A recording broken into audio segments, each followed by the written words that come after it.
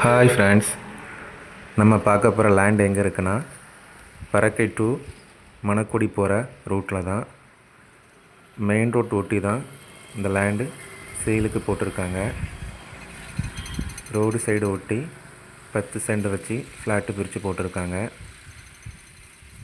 நல்ல மெயினான இடம் தான் இந்த ஏரியா. இன்வெஸ்ட்மெண்ட்டுக்கு நீங்கள் லேண்டு நீங்கள் பார்த்துட்டு இருந்தீங்கன்னா வந்து பாருங்கள்.